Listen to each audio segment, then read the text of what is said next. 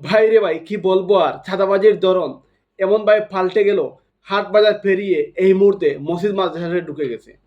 মসজিদ মাদ্রাসা নির্মাণ করতে হলেও ছাদা দিতে হয়। শ্রমিক দলের সভাপতি এবং যুবক দলের সভাপতিরা মিলে এখন মাদ্রাসা থেকেও চাঁদা তুলে। মুহাম্মদপুরের এই ঘটনাটি দেখেন, আমি বলতেছি না, এই ভিডিওতে, এই নিউজে দেখেন। আটঘাট মাঠের পর এবার মসজিদ মাদ্রাসার দিকে নজর পড়েছে চাঁদাবাজদের। শুনতে অবিশ্বাস্য মনে হলেও রাজধানীর মোহাম্মদপুরে চাঁদা না পেয়ে একটি মাদ্রাসার নির্মাণ কাজ বন্ধ করে দিয়েছে সন্ত্রাসীরা। শুধু তাই নয়, দলবল নিয়ে ভাঙচুর চালিয়ে লুটে নিয়ে গেছে ইট, কাঠ, টিন সহ নির্মাণ সামগ্রী। আশিক মাহমুদের প্রতিবেদনে থাকছে বিস্তারিত। ছবি তুলেছেন নূরে আলম।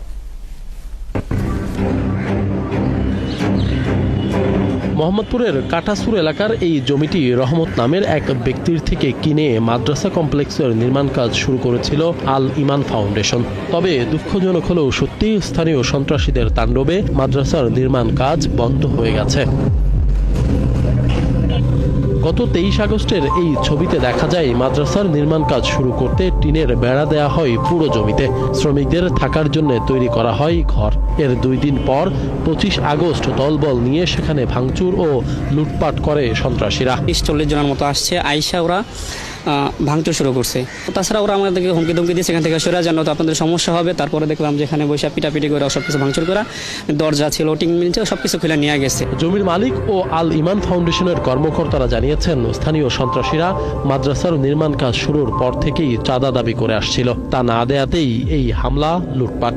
মামলা হলেও আসামি গ্রেপ্তার না হয় ক্ষোভ জানান তারা। এরা চাঁদা চাইছে, চাঁদা চাওয়ার পর যেহেতু চাঁদা দেওয়া হয় নাই, গ্রুপ এসে ভাঙচুর করে দিয়ে গেছে। এখানে যে মাদ্রাসার জিনিস ছিল, ড্যাগ ছিল, পাতিল ছিল, লেবার দিয়ে ছিল, ওই যে দেখেন ঘরটা সম্পূর্ণ ভেঙে টিনও, এই যে আশেপাশে যে টিন নিয়ে গেছে, খুলে নিয়ে গেছে। এটার সাথে কৃষক দলের সভাপতি জড়িত ছিল, শ্রমিক দলের কে জড়িত ছিল, এবং এর সাথে একটা কিশোর গ্যাং ছিল। মূলত ছিল সবই বাচ্চারা।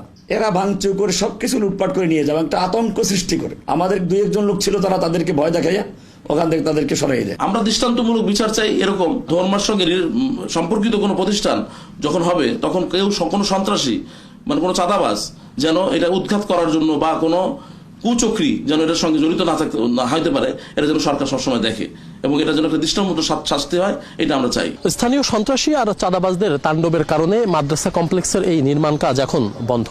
কবে চালু হবে তাও জানা নেই কারো। কারণ লুটপাটের পর সন্ত্রাসীরা এখন হুমকি ধামকি দিয়ে যাচ্ছে যাতে কেউ এখানে কাজ করতে না পারে। 71-এর হাতে আসা কয়েকটি ভিডিও ফুটেজ বিশ্লেষণে দেখা গেছে, চাঁদা না পেয়ে মোহাম্মদপুরের শ্রমিক দল ও কৃষক দলের নেতারা কিশোর গ্যাং সদস্যদের সাথে নিয়ে হামলা চালায়। পেছন থেকে তাদের মদত। কি একটা অবস্থা! জাহিলাতের যুগে আমরা প্রবেশ করে ফেলেছি। এরা বিষয়টি খুবই ব্যথিত করে আমাদেরকে। একটি মাদ্রাসা, দ্বীনি প্রতিষ্ঠান নির্মাণ হচ্ছে, সেখানেও তারা চাঁদার জন্য ভাঙচুর করতেছে। তাদের মতো রাজনীতিবিদদেরকে এবং তাদের দলকে আপনারা কি আবার চান? আর কাদেরকেই বা নিয়ে আসবেন?